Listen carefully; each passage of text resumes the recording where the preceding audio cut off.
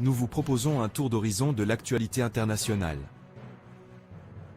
On January 1, 2025, at 8 a.m. Moscow time, Gazprom, Russia's giant energy company, officially announced the suspension of Russian gas transit to the European Union, EU, via Ukraine. This decision marks a significant turning point in energy relations between Russia, Ukraine, and Europe, resulting from a complex series of political and economic events that have accumulated over the years. The gas transit contract between Gazprom and Naftogaz, the Ukrainian gas company, was in effect since 2019 and expired at the end of 2024. Initially, this contract was established to ensure a stable flow of Russian gas to Europe through Ukraine's pipeline network, an essential corridor for the continent's energy supplies. However, following Russia's invasion of Ukraine in 2022, the dynamics between the two nations drastically changed, making this commercial relationship increasingly strained. Gazprom justified the halt by stating it lacked both the technical and legal capacity to continue transit.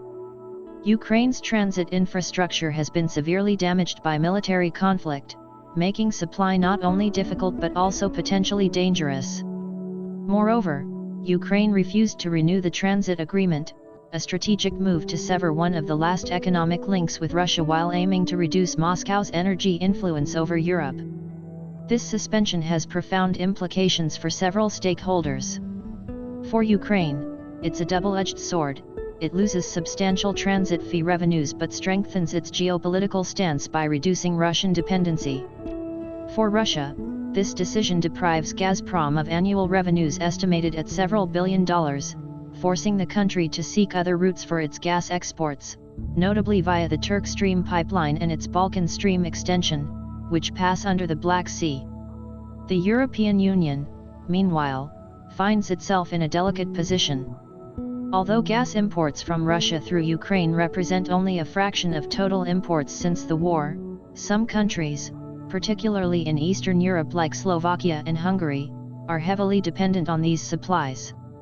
These nations must now turn to more expensive alternatives such as liquefied natural gas, LNG, or other gas suppliers like Azerbaijan.